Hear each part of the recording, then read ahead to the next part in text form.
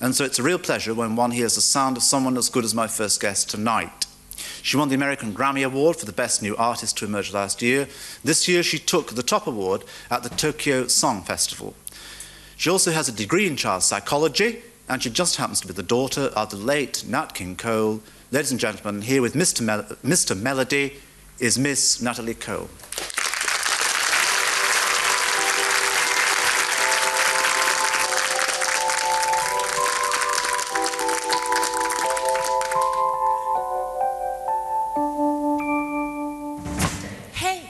Mr. Melody, you're on my mind constantly, and I think of you the whole day long. Hey, Mr. Melody, you mean the whole world to me. Without you, I would have no song. Hey, Mr. Melody, you got me humming to your crazy beat. The more I hear it, the more I like it. You really mean hit me, Mr. Melody. Mr. Melody, you are my melody. You do the sweetest things to me. Please won't you stay here for all time? You are my melody. You're just as sweet as you can be, and it's good to know you're mine all the time. Oh, Mr. Melody, you love who it makes me sing. I like loving you, you like loving me. Please don't ever change, Mr. Melody. Melody, Mr. Melody.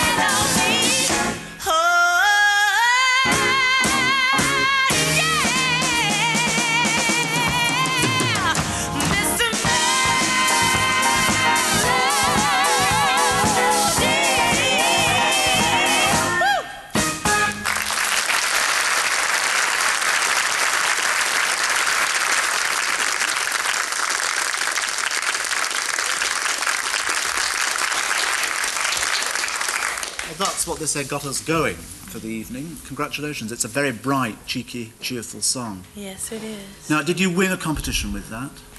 Yes, the grand prize in Tokyo, about the 27th of June, the 25th. You did, and you actually joined a kind of circus competition with lots of songs in it? Yes, there were, originally it started out to be something like over 200 people from different countries, and they narrowed it down to about 15, somewhere around that. And it was wonderful. People from France, we had several Japanese acts, a young man from Sweden. Did you bite your nails during the competition? Yes, I did all of that. Oh, yes. Did you drink a bit during the competition? Oh, yes. Do competitions make you, as they make me, extremely nervous? Yes, yeah. I really don't care for competing, you know. I like to just have a good time. Do you like winning? Oh, yes. Well, congratulations. It's a worthy winner. Is that why you picked up your gear in the Far East? Yes, I did get this in Tokyo, yes. Mm-hmm. Now, a lot of the things that I've heard about you and some of the things I've read about you say that you're very concerned to move away from the image from under the wing of your dad, Nat King Cole. Mm-hmm. Why do you think people are so nervous about being under the wing of very famous parents? Well, I think it puts a lot of pressure on you. You are immediately obligated and responsible to all kinds of people who you probably have never met in your life. Many times there are lots of people who come up to me and say, I remember your father, and I knew you when you were, that thing. And sometimes it just makes you feel like, well, wow, should I please them or should I please myself?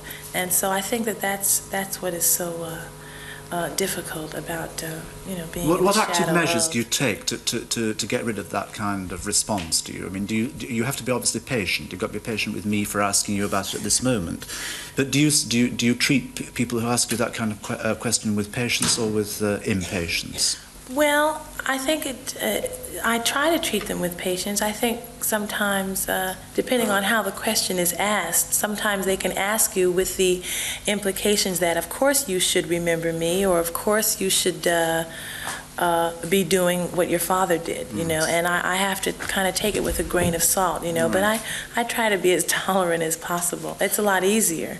When you came out of college with your degree, did the road then divide directly in front of you into music or into teaching or to some academic career? I mean, were you at a crossroads or was it a gradual choice you made? Well, it was really something that I was into before I even realized it. I had intended on taking a year off after I graduated anyway, and just getting away from school, getting away from it all. And that's when I started singing.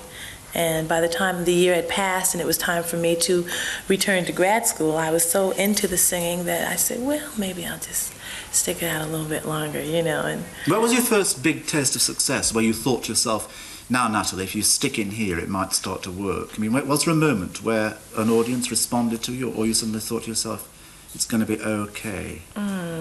Well, I think that when I got a chance to work at the Copacabana in New York City, which is a club that my father worked at many, many times, and I was opening for another act, and although in the end, in the long run, it didn't generate that much of a thing as far as my career was concerned, it was a big thing for me, and it was more press than I'd ever seen in my life, and everyone made a big fuss over me and everything like that, and I think that's what it was. Are you an honest person?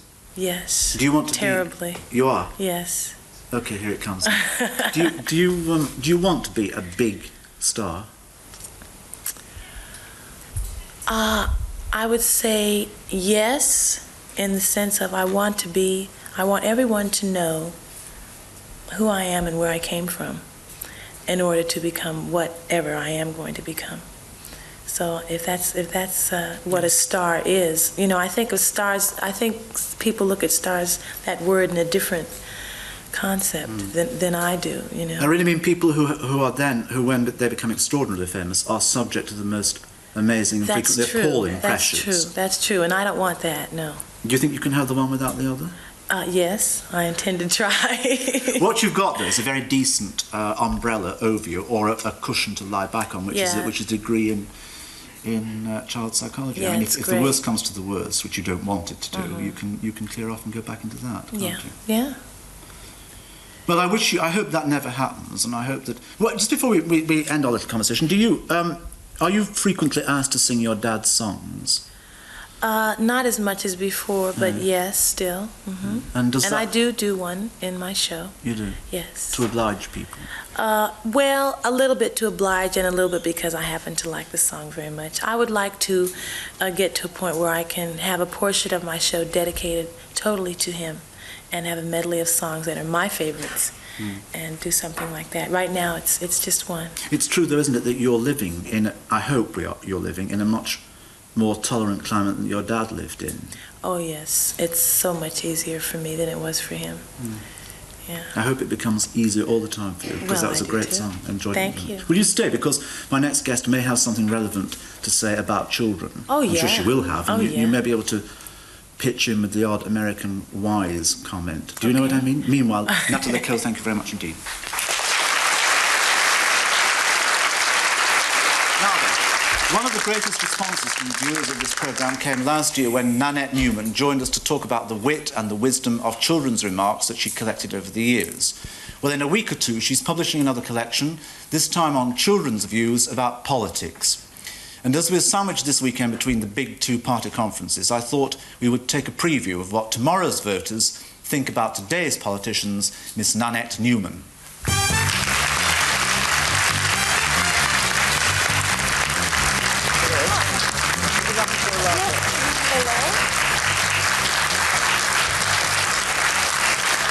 Natalie Cole, Nanette Newman. Hello. How are you? She's Very pleased to she's meet majored you. in Thank psychology, you. so we have I to be- know, that's very impressive. Oh. I'm afraid I haven't done anything as exciting as that. Well, have you collected your thoughts in a book yet? Oh, I can't wait. Well, this is a piece of impression. Before we talk about the kids and their remarks about politics, can we look at a few from this book? We've got them here. The first one says, if it's about to turn up, yes, my auntie took me to the zoo backwards and we saw two politicians. The next, That's great. politicians wave a lot when they tell you bad news. That's Eleanor, age 9. When you grow up and get a job, the politicians make you pay for their taxes. XIS. My mum was in the Labour Party when she had me born in hospital. A Prime Minister is so busy he doesn't have time to think. Bruce, aged 8. I went to the House of Lords once to watch the English play the Australians. I think when you vote, you have to do it in private. It's like swearing. It doesn't matter what you believe in, as long as you believe in something. I Rosemary, love that age one. 12. You like that That's best of all, do great. you? Yes. Why do you like that best of all? Well, because it's a very early awareness of the girl was the girl, She was right? 12. Yes, At the 12. age of 12. Yeah. I think that is important. Was that girl talking about politics specifically? No, not really. I mean, when I talk to children, I talk to them about everything. Religion, love, marriage, and this book, I was trying to slant it towards politics.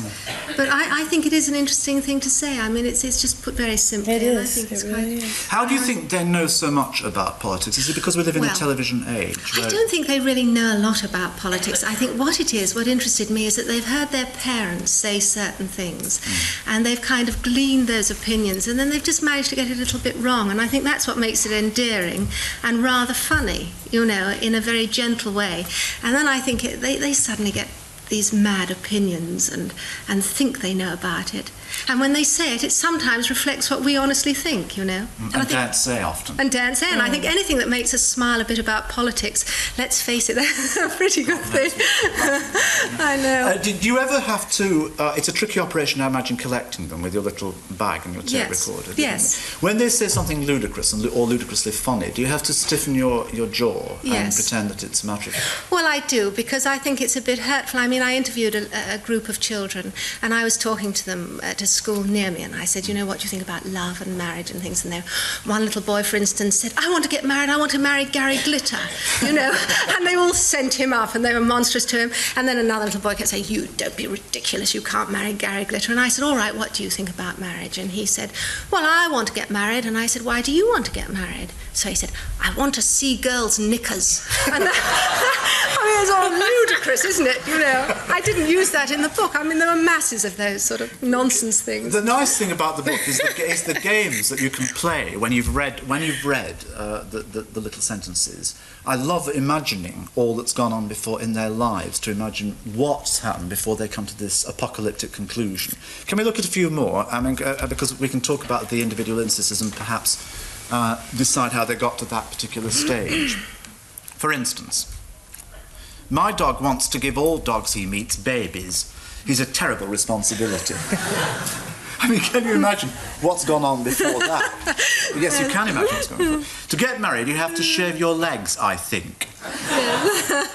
you imagine? Where Yeah. would they get an idea like that? Well, I'll tell you what I think. Well, do you know the answer to this? Because I No, don't. well, I have a feeling that this particular little girl was very young and she had a large family, and I think she had a sister who was obviously getting married, and I would imagine all those preparations of getting married. Oh, of It's course, intriguing yeah. at that age, isn't it? Shaving your legs, I mean. She caught her the night you know. before in the bath. Yes, something like that. And it Right. seemed a sort of thing that you did before you got married. A ritual. Yes. Right. I went to my uncle's wedding, but I got sick, so I don't suppose he'll ask me to his next one. This is lovely. My granny was a suffragette. I think she flew a lot. I noticed that just before we go on to the next one, that you put illustrations. You pepper it with illustrations. Yes.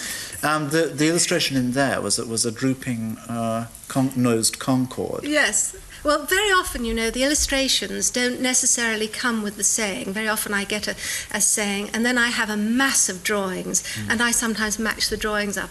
Sometimes they come together, but not very often. I wonder if anybody's ever had you on with this. I wonder if they're saying to themselves at school, look out, here's Nanette Newman, let's think of a good saying. Good one for well, her. I hope not, and I think because I'm a parent, I can sometimes tell.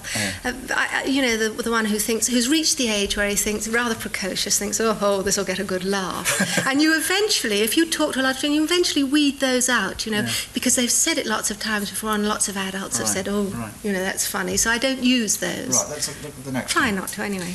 My best friend is gradually becoming a brown person from India.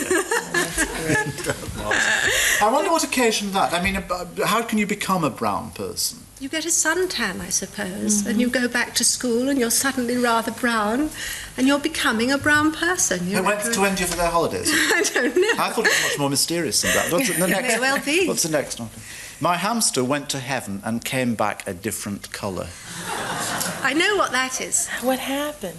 Well, I think, you know, when your child has an animal that dies, very often, mistakenly, you don't want to be hurtful, so you say, let's go out and buy another one, and in the morning, even though that one's dead, we'll put it there, it'll be exactly the same, and you can never find one exactly the same, so you say, my goodness, Joey's looking a bit cheeky or something this morning, and the child says, those aren't his eyes, you know, or he came back a different colour, which is what always happens. Do we have another? If heaven's such a nice place, why are people so sad about going there? Oh. Our doctor says this won't hurt while it's hurting.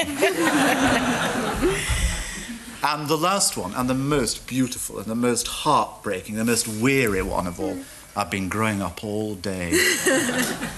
They're beautiful. They're a beautiful collection. Oh, well, That's thank really you. lovely. What do you turn your beady eye to next?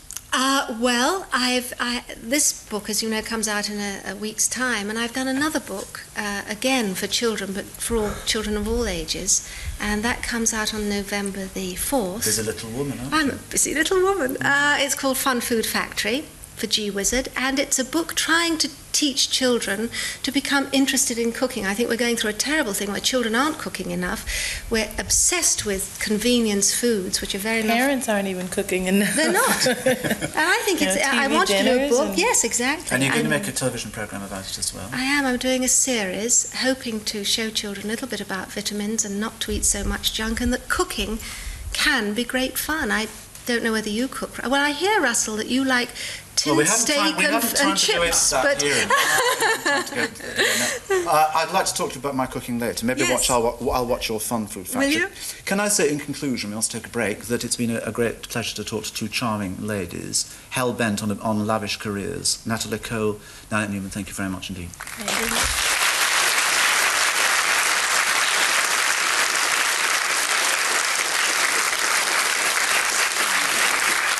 We'll be back in 2 minutes to meet Mr. Dennis Potter. Stay tuned. See you then.